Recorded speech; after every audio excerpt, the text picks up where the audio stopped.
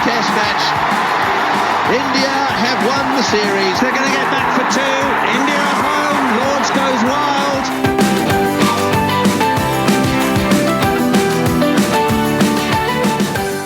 Hello and welcome to another edition of the 81 All Out podcast. I'm Siddhartha Vaidyanathan at Sidvi on Twitter.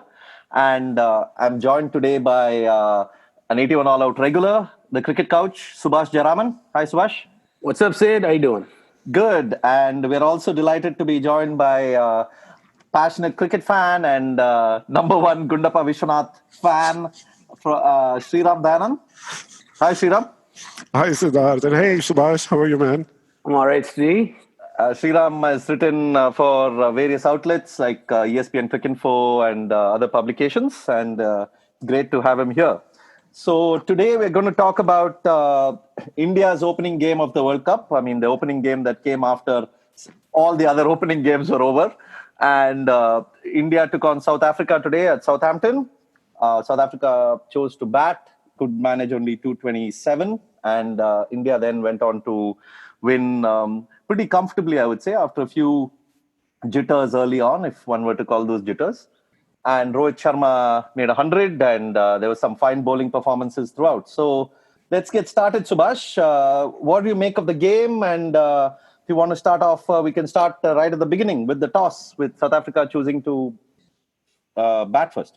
I think South Africa's hand was forced with Steyn not available and Ngidi getting hurt.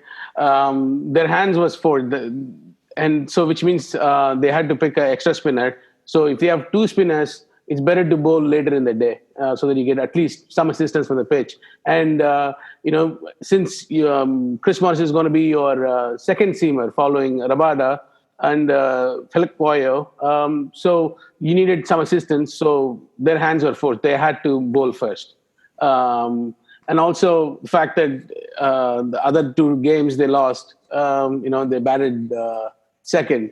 So there are two reasons. One major reason is that their fast bowling resources were depleted, that they had to take whatever advantage they could get. So that's interesting because they've won 3 tosses in a row now. And you would think that a team winning 3 tosses in a row would not lose 3 matches in a row, but that's what's happened. In fact, I don't think South Africa have had a poorer start to a World Cup. And they haven't, I just read that they haven't lost 3 matches in a row in the World Cup ever. So, it's in a way, as happy as I am to see India winning so comfortably, in a way, it's also been disappointing to see South Africa play the way they have. I mean, that David Miller catch the drop was, the final kind of nail. So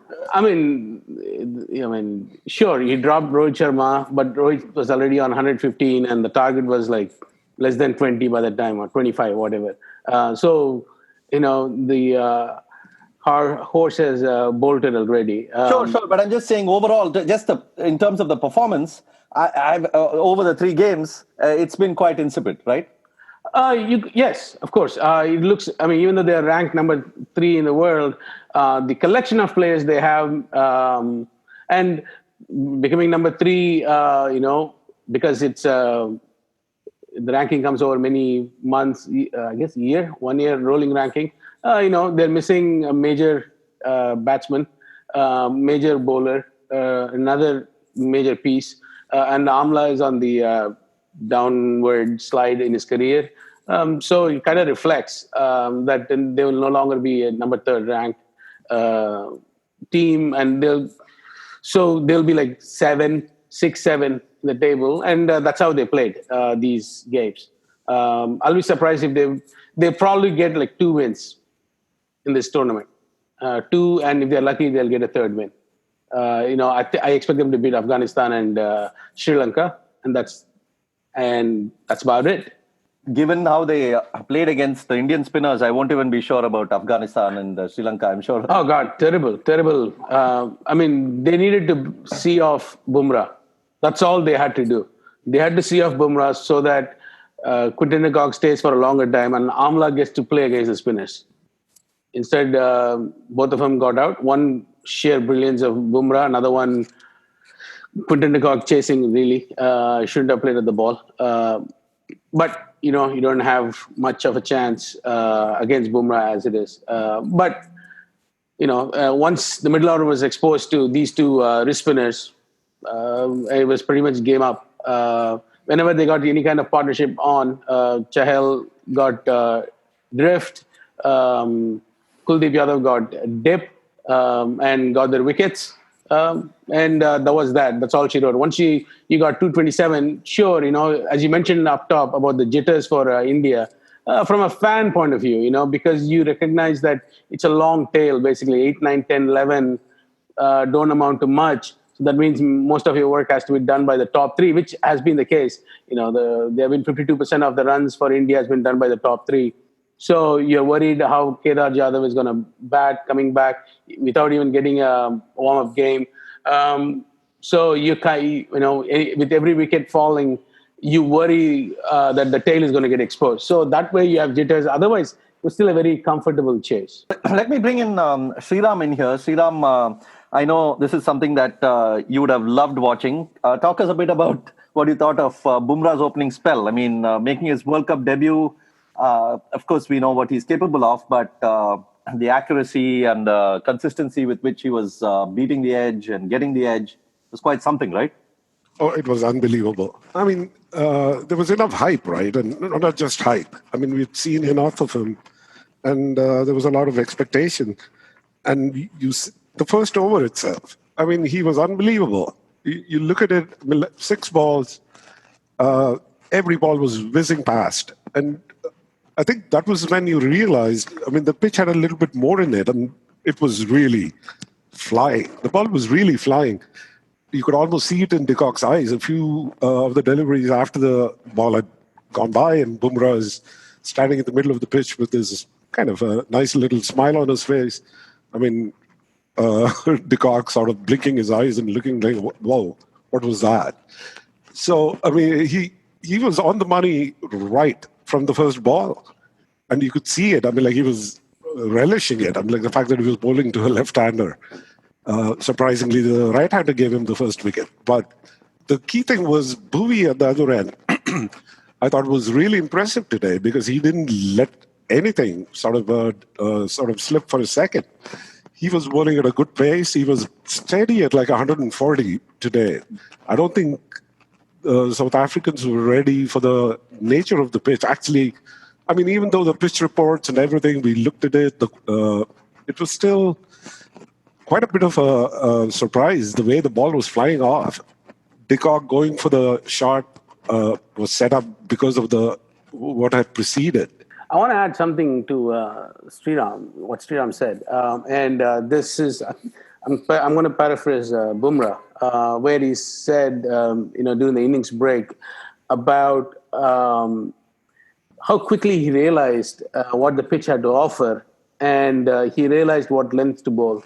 And he said, I had to bowl test match length here, hard lengths, and let the pitch give you the variations, and batsmen try to take any risks when the ball was new and hard, and he was getting seam movement. So, that tells you, and I mean, I'm sure it's kind of obvious, it's been spoken about already, about his acumen, cricket acumen, that he quickly summed up the conditions and realized what lengths to bowl. I mean, which is one of Wasim Akram's greatest strengths, that he would sum up, whether he's bowling in this old people athletics in New York and Houston and Los Angeles, or he was bowling in World Cup final.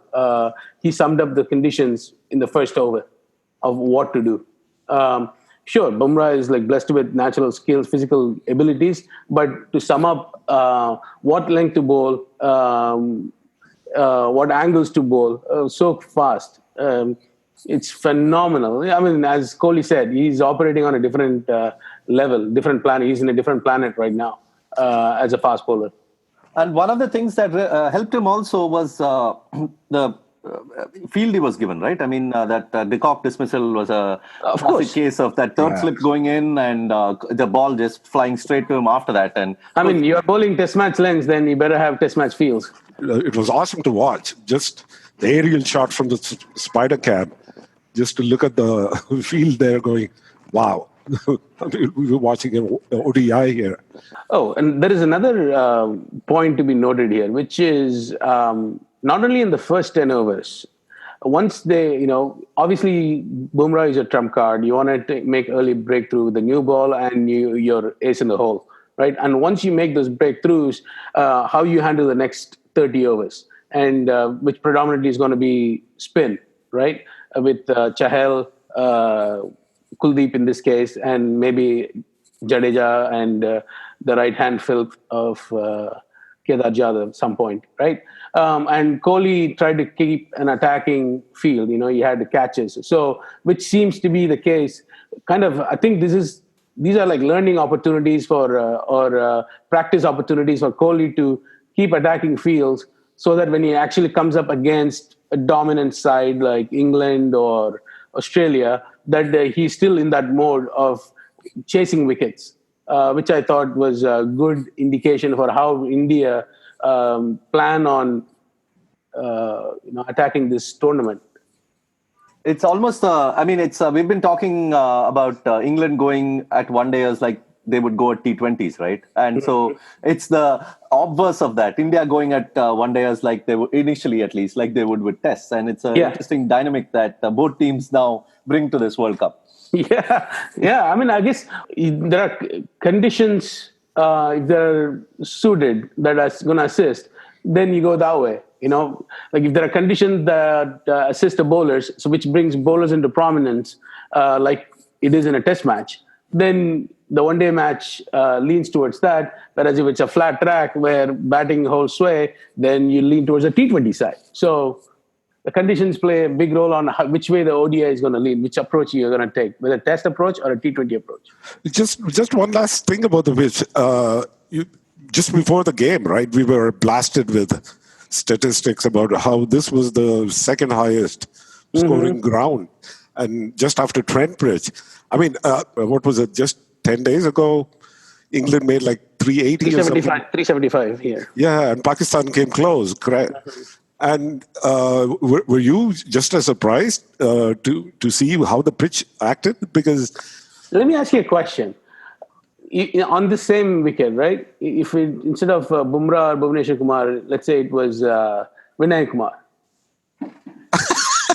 No, I'm serious. I'm not trying to be funny.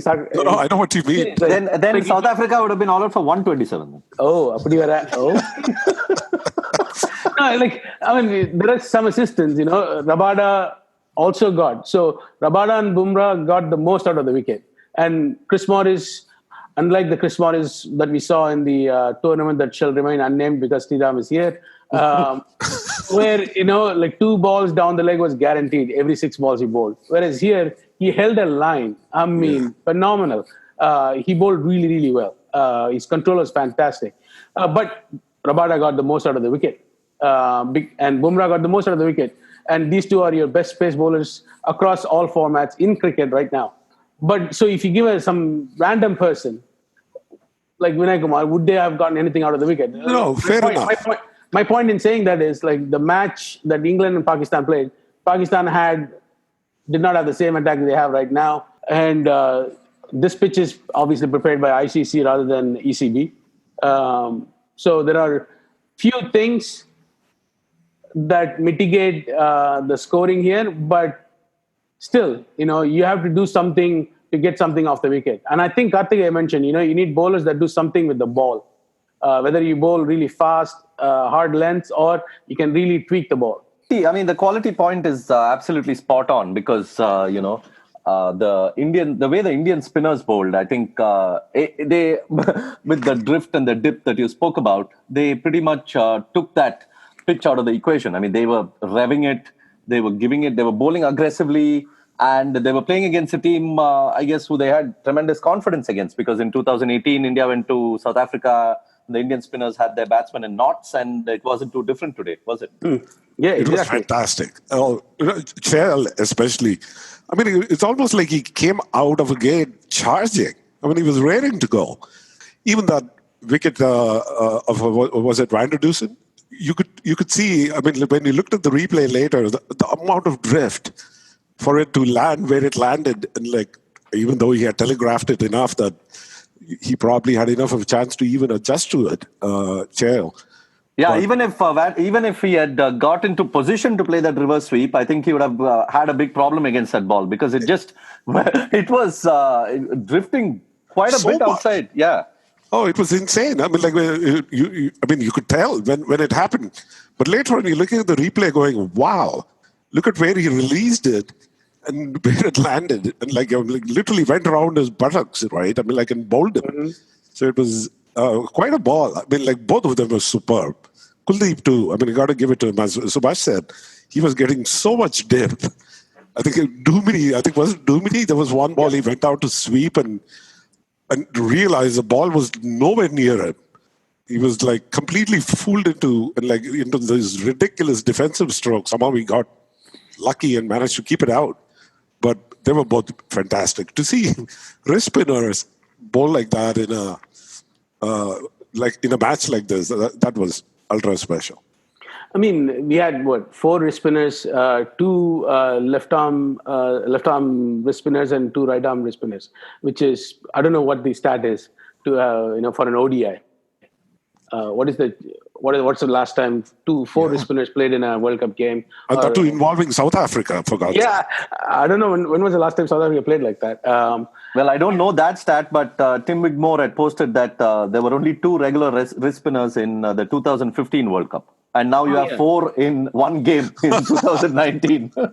And on top of that, you still have Adam Zampa, you have Shadab Khan, Rashid Khan. Who else? Any other? Van der Stay? Would you be considered? Jeevan Mendes, right? This okay. So it looks like with the scoring rates going up, I guess.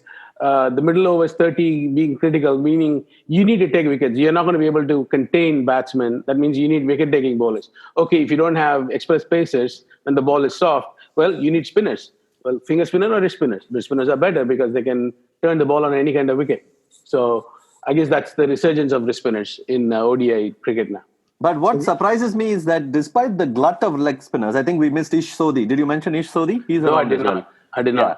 So despite the glut of leg spinners, there are still so many batsmen who are, including Indian batsmen, I should add, who are who have these phases when they struggle against leg spin. Is it just because they are taking time to get used to it, or is it they're not used to using their feet? What would you attribute that reason to? All these spinners also, they are not the same style of spinners. True. They have different delivery points, delivery motions, tall, short, all kinds of varieties. So it's not like, they're all coming off the factory line. So I'm sure it takes a little bit of getting used to. But also there is pressure to score more, faster. Sure, then some of them, South Africa, it seems they have major trouble picking the spinners from the hand. In this case, we saw that they are not reading the length properly because they are giving themselves a lot less time to react to the ball, so they're picking off the pitch. But even then, the modern game, the way they're playing, the scoring rates are so much that even if they're picking, you have to attack the ball, and it's very dangerous to attack a competent leg spinner. However, with South Africa also having 2 wrist spinners in their side, with Tabraiz Shamsi and CSK's very own Imran Tahir. Hey, Sri, just for you.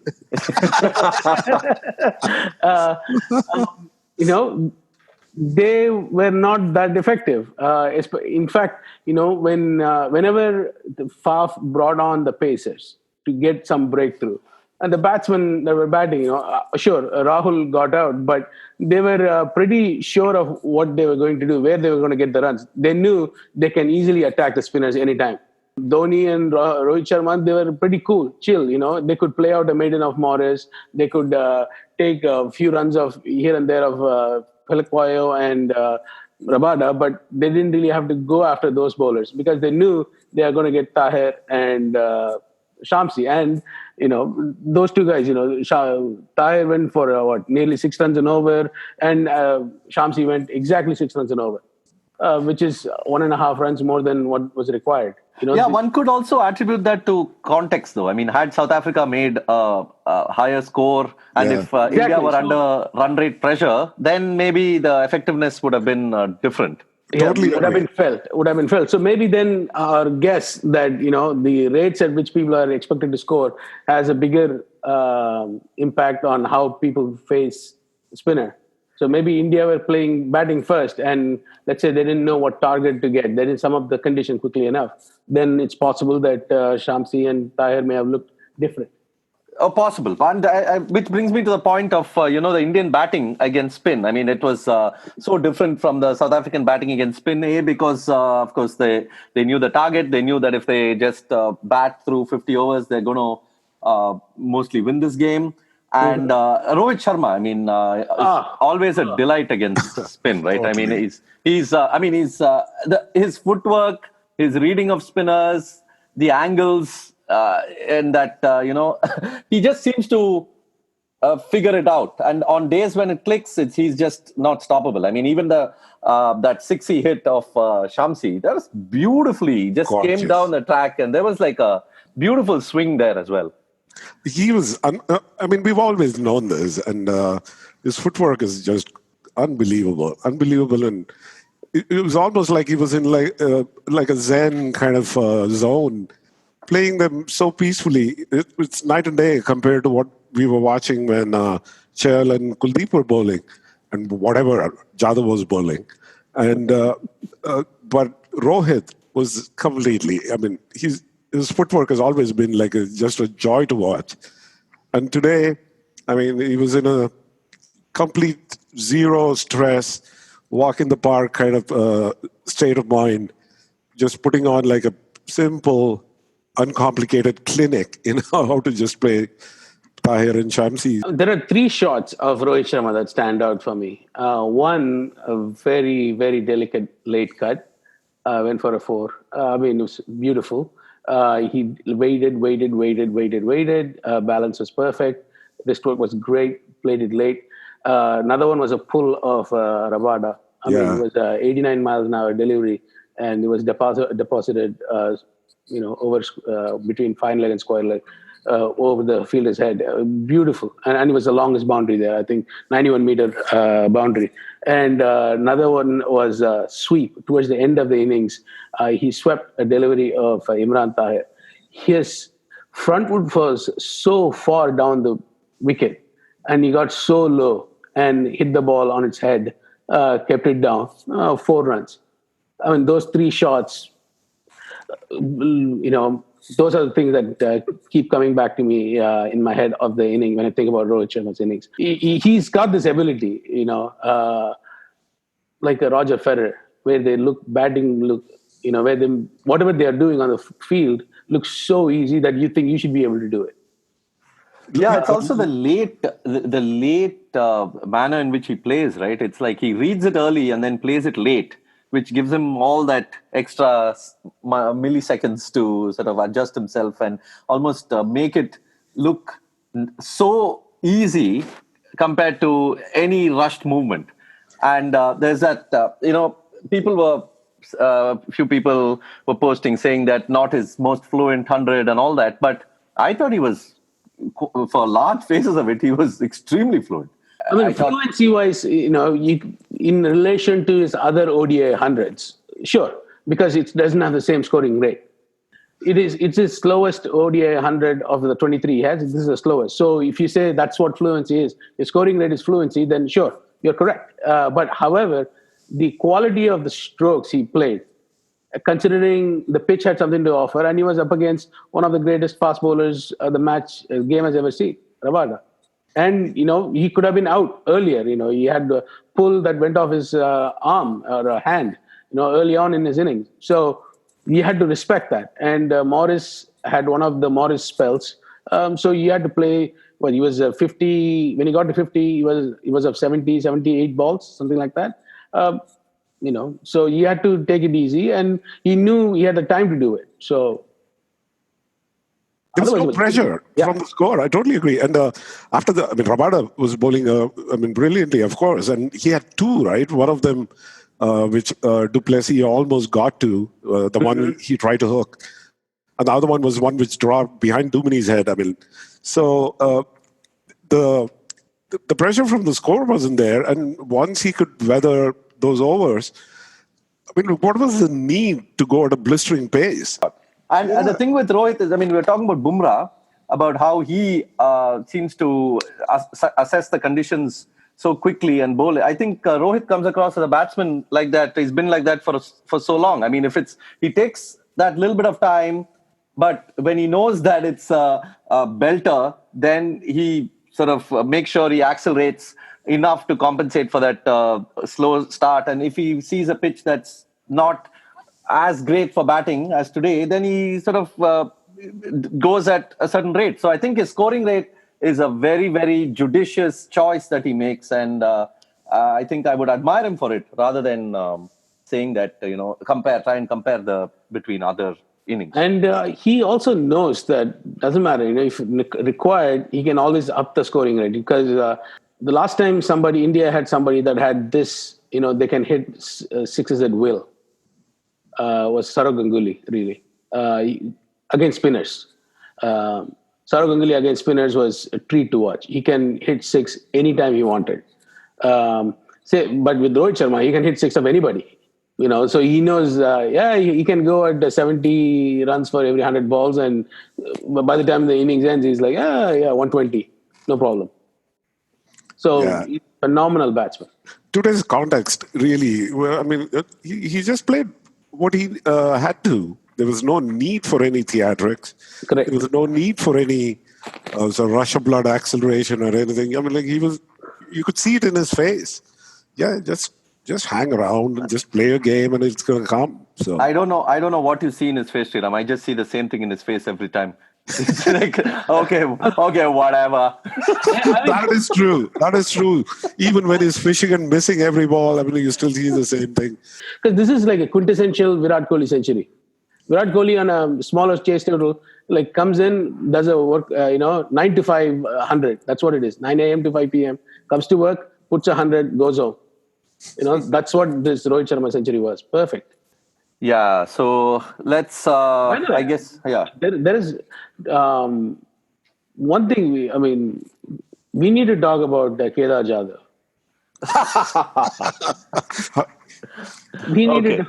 What is it? You mean, what does he bowl? Okay, if you want to call that bowling, yes. What is it? It's like, because he bowls the same delivery, but different arm slots. That's about it, right? I don't know how he gets the change of pace. See, I think we had 4 wrist spinners and we had an armpit spinner. And, people find it hard to get him away. I don't get it. I do not get it. Well, one of the tenets that a spinner is often taught at the junior level is that he has to put the ball above the eye line of the batsman and then bring it down, right? So that's where you get the dip and you confuse the batsman. Kedar Jadhav basically starts from the hip of the batsman and then he's going above the hip and below the hip, I think. So he's somewhere there. It's total filth. Absolute filth. But somehow it works. And he got 4 overs in for almost nothing for a sixth bowler that really does not bowl.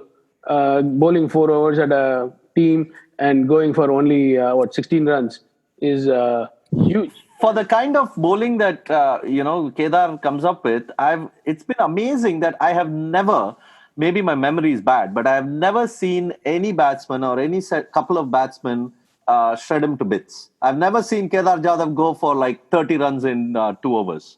I may be wrong. I may be missing something, but he always seems to put in these overs and then quickly he'll finish 3 or 4 and then he'll say, okay, goodbye. Talking of CSK, I want to make one last reference and to an ex-CSK player and current RCB coach, Nehraji. Bumrah's spell today, 2 for 35 in 10, most economical since Nehraji against Pakistan in the 2011 World Cup. 2 for 33 then. So, Well, so you're saying he's in great company. Yeah, of course. Nehraji, you're in company with Nehraji, you have done it. But Bumrah still has to eat a banana when he's when he's on the field to compare with the great Nehraji. Okay, don't even mention them in the same breath. You have to throw up on the pitch too. Yeah, you have to just give your gut for the team. That's what you have to do. All right. So this was fun. Okay. All right. See you. Okay, man. Thanks, Sriram. Thanks. Nothing. Pleasure, man. We'll talk soon sometime. Okay. All right. That brings us to the end of another episode of the 81 All Out podcast. Please subscribe on iTunes, Spotify, Google Podcasts, or wherever else you prefer. It would be wonderful if you could leave a rating and review so that more people can find us. You can also follow us on Twitter at 81 All Out and check out our previous podcasts and articles on our website, 81allout.com. We love to hear back from you, so please send us your feedback. Thanks for listening. In the air, Srishan takes it! India win! He'll come back for the second. India have won the test match. India have won the series. They're going to get back for two. India at home. Lords goes wild.